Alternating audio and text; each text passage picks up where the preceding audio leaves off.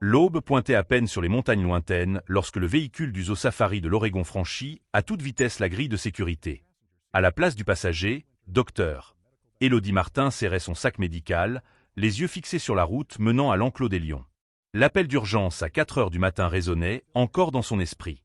Un lionceau nouveau-né était en train de mourir, nécessitant une intervention immédiate. Élodie, âgée de seulement 29 ans, diplômée de l'école vétérinaire 3 ans plus tôt et employée au zoo safari de l'Oregon depuis 6 mois, était spécialisée dans les félins. Mais c'était sa première urgence impliquant un lionceau nouveau-né. Son cœur battait fort lorsque le véhicule s'arrêta devant l'enclos. 2 soigneurs au visage tendus l'accueillirent point dans la salle de soins d'urgence. Sous une lumière crue, Élodie vit la petite créature allongée sur un coussin chauffant, son corps frêle ne pesant qu'environ 1 kilogramme. Sa fourrure dorée était ébouriffée, humide de sueur froide. Ses yeux étaient clos, sa respiration rapide et superficielle. Le vétérinaire en chef, présent depuis minuit, la regarda avec des yeux fatigués. Il avait tout essayé, mais l'état du lionceau continuait de se dégrader. Les chances de survie étaient extrêmement faibles. Élodie s'approcha, posant doucement sa main sur la petite poitrine du lionceau. Son pouls était faible et irrégulier, mais quelque chose dans les yeux mi-clos de cette petite créature toucha son cœur. Une idée traversa son esprit. Elle croyait que le lionceau avait besoin de chaleur corporelle directe, pas seulement d'un coussin chauffant. En pleine nature, les lionceaux ont besoin de la chaleur de leur mère pour survivre les premiers jours. Malgré le scepticisme initial de ses collègues, Élodie était déterminée. Elle souleva délicatement la petite créature, la pressant contre sa poitrine, avec seulement une fine couche de tissu entre elle et le lionceau. Allez, petit. Élodie était prête à rester avec lui toute la nuit si nécessaire. Quand tout le monde partit, elle resta seule avec la petite créature dans ses bras. Elle trouva une chaise confortable, ajustant sa position pour que sa chaleur corporelle puisse se transmettre au lionceau. Dans ses bras, le lionceau cessa peu à peu de trembler. Parfois, sa respiration s'arrêtait de manière inquiétante, mais Élodie surveillait sa température, massait doucement ses petits membres et s'assurait que ses voies respiratoires restaient dégagées. La nuit passa lentement. Élodie resta éveillée, veillant sur chaque signe de vie. Elle s'assoupit parfois quelques minutes, mais se réveillait immédiatement au moindre mouvement du lionceau. Vers 3 heures du matin, Élodie remarqua un léger changement. La respiration du lionceau était devenue plus profonde et régulière. Sa température s'était stabilisée. Ses petits yeux s'ouvrirent brièvement, puis se refermèrent. Une lueur d'espoir apparut. Lorsque la lumière de l'aube filtra par la fenêtre, Élodie sentit un mouvement plus fort dans ses bras. Le lionceau s'était complètement réveillé, ses yeux ambrés la regardant directement. Ce n'était plus le regard terne de la mort, mais des yeux curieux et pleins de vie. Élodie ne put contenir un sourire radieux. Elle approcha doucement un biberon de lait chaud de la bouche du lionceau. D'abord hésitant, il commença ensuite à téter vigoureusement. Quand le personnel revint le matin, ils furent stupéfaits par la transformation. Le lionceau avait non seulement survécu à la nuit, mais montrait aussi des signes clairs de rétablissement. Élodie ressentit une fierté discrète en confiant le lionceau au vétérinaire en chef pour un examen. Cependant, quelque chose d'inattendu se produisit. Dès qu'il quitta les bras d'Élodie, le lionceau se mit à pleurer pitoyablement, se débattant pour retourner vers elle. Ce fut le début d'un phénomène que personne n'aurait pu prévoir.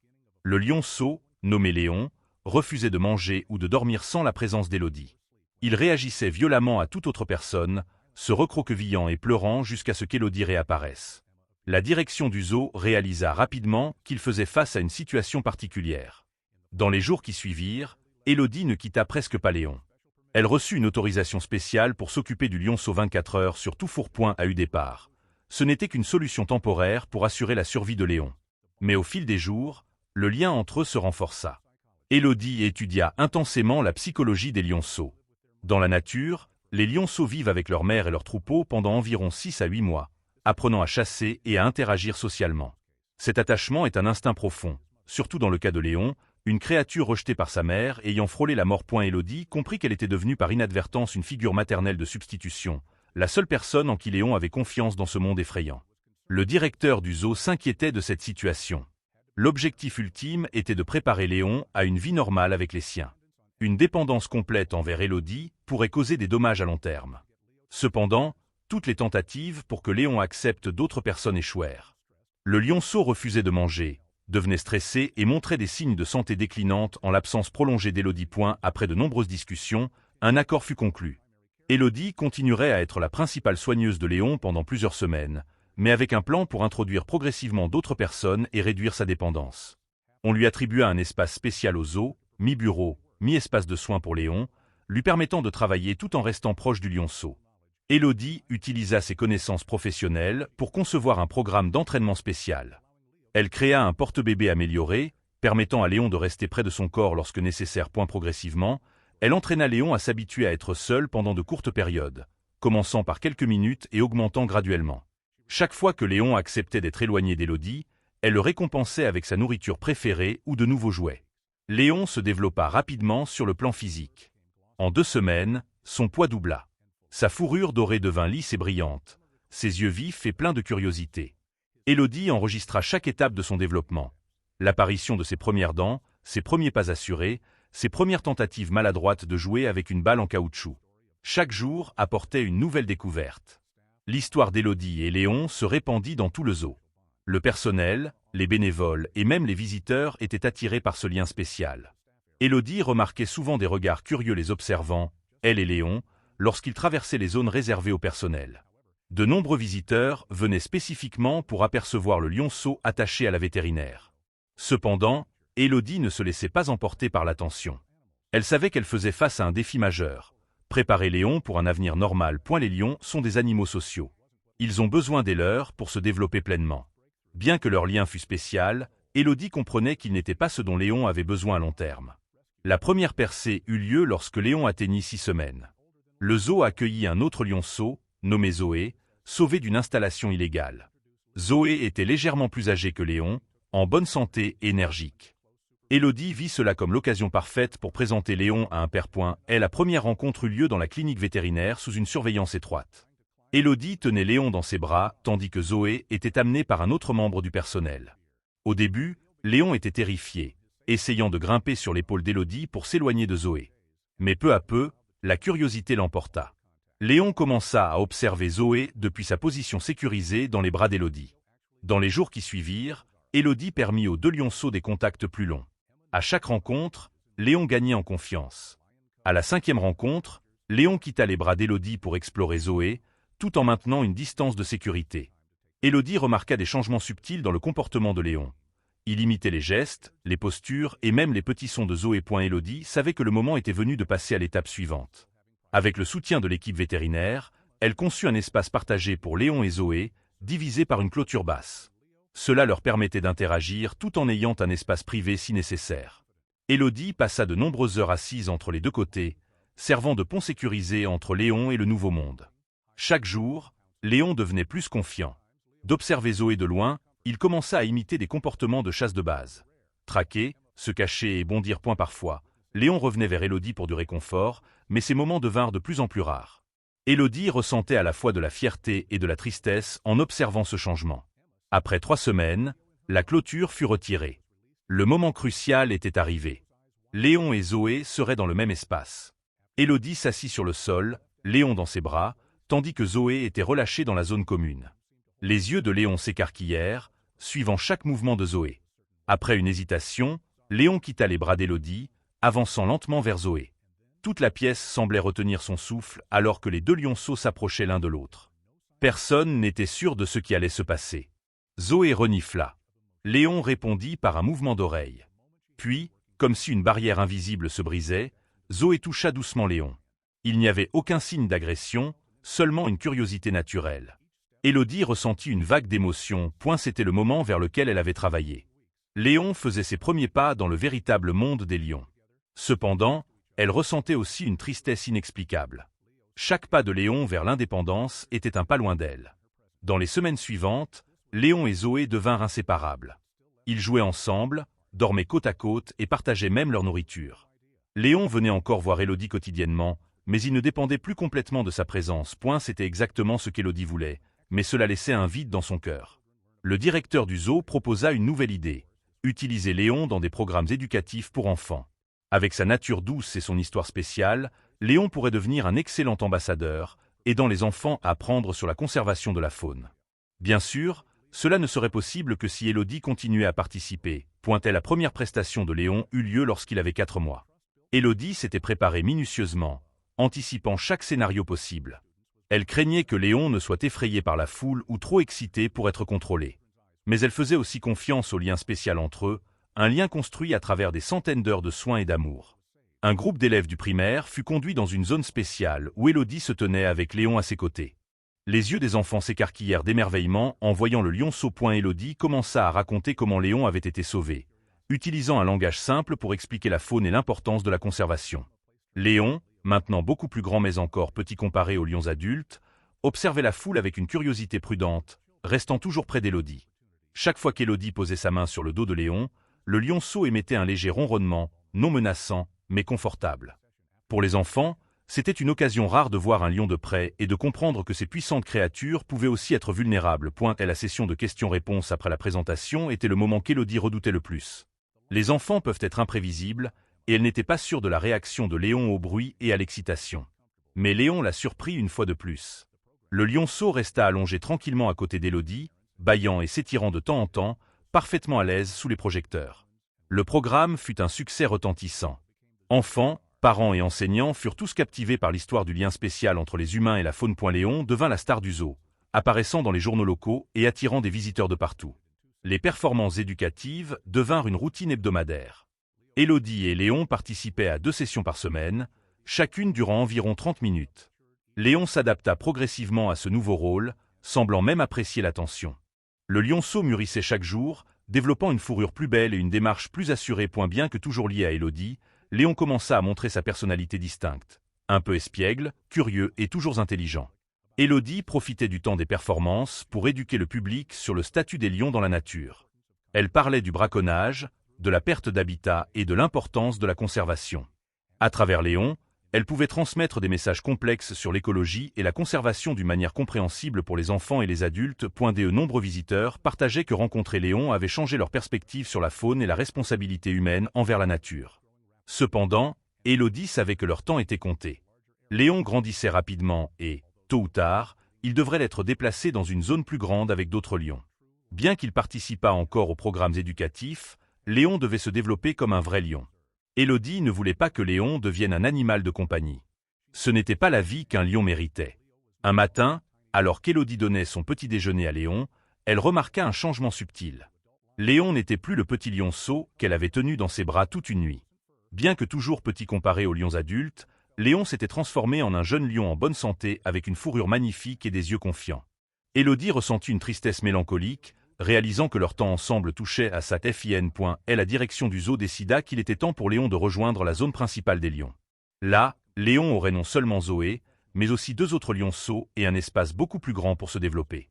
Élodie était entièrement d'accord avec cette décision sur le plan professionnel, mais émotionnellement, elle avait l'impression qu'une partie d'elle allait se perdre. Le jour où Léon fut transféré dans la zone principale des lions, Élodie ressentit à la fois de la fierté et de la tristesse. Elle passa la matinée à emballer les affaires de Léon.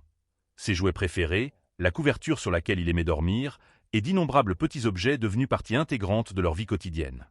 Chaque objet était lié à un souvenir. Le premier ballon de Léon, l'oreiller sur lequel il dormait quand il était encore un petit lionceau fragile. L'après-midi, Élodie guida Léon à travers les couloirs familiers une dernière fois jusqu'à la nouvelle zone, beaucoup plus vaste, où Zoé attendait déjà avec 2 autres lionceaux. Cette zone était conçue pour imiter un environnement naturel, avec des formations rocheuses, des arbres et même un petit étang.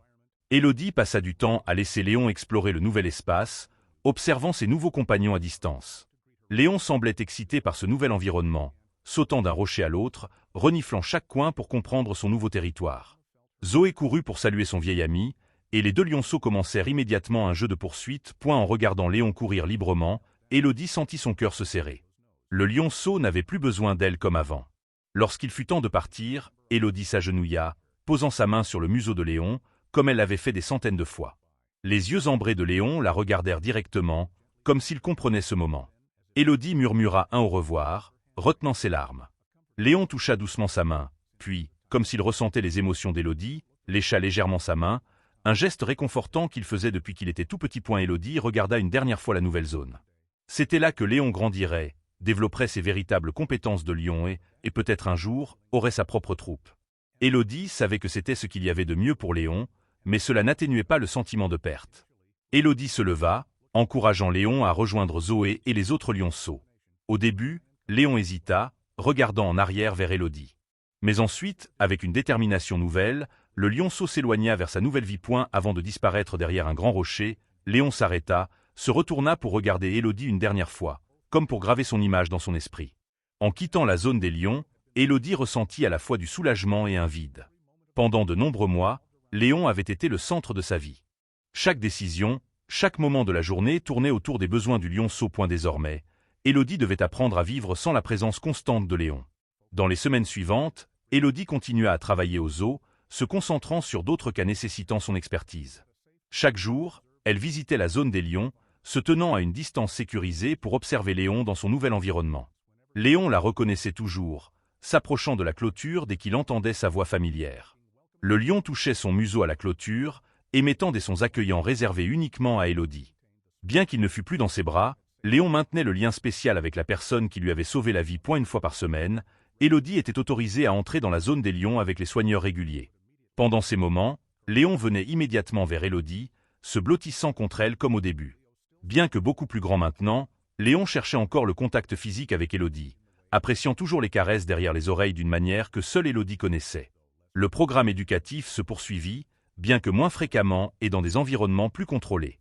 2 fois par mois, Léon était amené dans une zone de prestations spéciales où Élodie animait des conférences sur la conservation de la faune. Léon, maintenant un magnifique jeune lion, se souvenait de tous les ordres d'entraînement et les exécutait avec enthousiasme. Semblant réservé uniquement à Élodie. Sur la base de son expérience avec Léon, Élodie développa un nouveau programme au zoo, axé sur le soin des animaux orphelins. Elle forma de jeunes vétérinaires à équilibrer les soins personnels avec les besoins de développement naturel de la faune. Ce programme mettait l'accent sur l'importance de créer un lien initial pour établir la confiance, mais aussi sur le besoin ultime de préparer les animaux à une vie indépendante. Élodie partagea tous ses registres détaillés du parcours avec Léon, des premières méthodes de soins aux techniques pour réduire progressivement la dépendance. Ces registres devinrent la base des lignes directrices pour le soin des animaux orphelins adoptés par des zoos à travers le pays. Sa méthode fut largement reconnue par les experts de l'industrie et nommée la méthode Léon de Martin, en l'honneur du lien spécial entre elle et le lionceau. L'histoire d'Élodie et Léon devint partie intégrante de l'héritage du zoo safari de l'Oregon. Les visiteurs demandaient encore souvent des nouvelles de la vétérinaire et du lionceau, même lorsque Léon n'était plus un petit. Une grande photo d'Élodie tenant Léon dans ses bras au début était exposée en évidence à l'entrée. Accompagnée de l'histoire de comment l'amour peut sauver et guérir. Élodie commença à écrire un livre sur son expérience, combinant des connaissances scientifiques sur le comportement animal avec des histoires personnelles sur Léon. Le livre n'était pas seulement une documentation sur le soin des animaux, mais aussi une réflexion sur la nature de l'amour et du lâcher-prise. Élodie espérait qu'en partageant leur histoire, elle pourrait inspirer d'autres à mieux comprendre la faune et la responsabilité humaine dans sa protection. Chaque fois qu'Élodie ressentait le manque de Léon, elle ouvrait l'album photo contenant des centaines de leurs images. De la première nuit où Léon était minuscule dans ses bras, au jeu avec Zoé, jusqu'à la dernière fois où Léon s'était retourné pour la regarder avant d'entrer dans sa nouvelle vie. Chaque photo racontait une histoire de croissance et de maturation. Pas seulement celle de Léon, mais aussi celle d'Élodie. Pour Élodie, ces moments où elle tenait Léon dans ses bras restaient l'expérience la plus précieuse de sa carrière. Elle avait appris que parfois, aimer signifie savoir quand laisser partir. Et bien que Léon ne fût plus le petit lionceau s'accrochant à elle, le lien entre eux existait toujours, un témoignage du pouvoir de guérison des soins inconditionnels, transcendant toutes les frontières entre les espèces. Chaque fois que le zoo recevait un nouveau cas d'urgence, un tigre blessé, un léopard orphelin ou un lynx affaibli, Élodie apportait les leçons apprises avec Léon dans son travail de sauvetage. Elle savait que parfois, ce dont une créature avait le plus besoin n'était ni médicaments ni technologie, mais la présence constante d'un cœur aimant. Et bien que chaque cas fût différent, Élodie se souvenait toujours de ses premiers yeux ambrés la regardant depuis une petite poitrine tremblante. Le moment où un lionceau s'était accroché à la vétérinaire qui lui avait sauvé la vie et ne se sentait en sécurité que dans ses bras.